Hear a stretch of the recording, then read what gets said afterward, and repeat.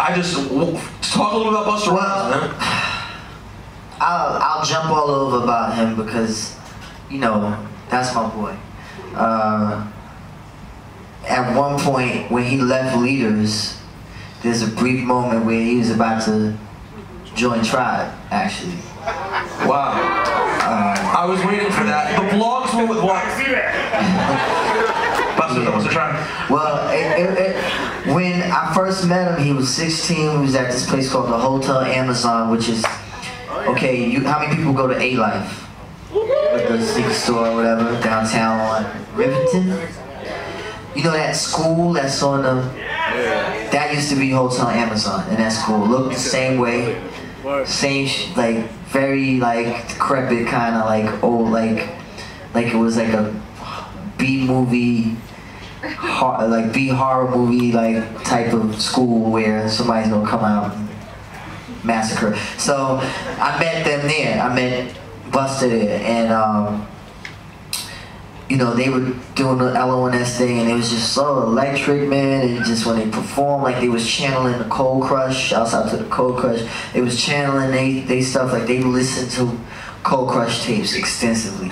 Like Chuck D named them and named Busta and had them listening to Cold Crush. So back then, you know, groups were the thing back then. And you can't find a new hip hop group right now at all, which is kind of sad, and it speaks volumes to where we are. But back then, you know, in the group, like you'd have like the setup guy, and then you'd have the closer. And it was kind of like a unspoken thing. And Busta, it was always Busta and Charlie Brown, and sometimes their roles as a closer and setup guy would switch on records. But more times than not, even if Busta was the setup guy, he'd still kill it. He would slaughter it. You know what I mean? So I'm like, wow, they getting cred on this in New York and all this, but I gotta do something like, okay, we're gonna do a record with them. Cause it would have been easy for us to do a record with De La on Low End Theory, or Jungle at the time, but I was like, nah, we gotta put Leaders, like they gotta see these kids, you know what I mean? So that session, man, it was just, he was just so filled with energy. He was about as skinny as this. With dreads, he was always chewing gum, and he was always like, yo, you wanna rhyme? Let's rhyme! Like he was just always ready to rhyme. True story. Like he was another dude. Those dudes were battling dudes. Like I know he had battled Jay-Z back in the day in Brooklyn. Like so he had that whole thing. Like, oh, we're gonna rhyme. Let's go. You trash. Like that was his whole thing. And that was his whole thing. So we were doing scenario sessions. Needless to say, there was an air of competition in the room, and it was more internally with them, you know what I mean? And I remember, you know, Busta going last and just destroying it. And when we did Arsenio Hall, I don't know if y'all ever seen this clip. Trust me. Get it on YouTube. If you have not seen that, find it on YouTube. It's so crazy. The way that it looks is the way.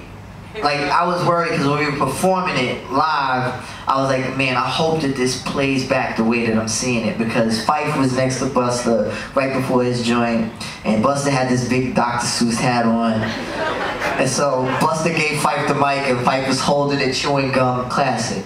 And Busta takes the hat off. What's the rhyme? As I combine.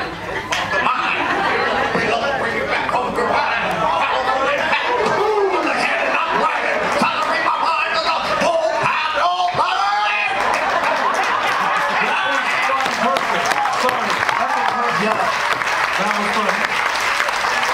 Crazy, and I remember Arsenio being like just cracking up, and that moment became, after that, Busta just started rhyming on everybody, from like Flavor in Your Ear remix or this or that. Like everybody just called him to just touch all of their joints up, and then he was comfortable doing that. Then the group broke up, and then we were in LA, like to start working on his thing.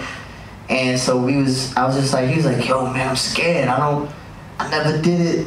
I was like, yo man, just rhyme over these, just say something.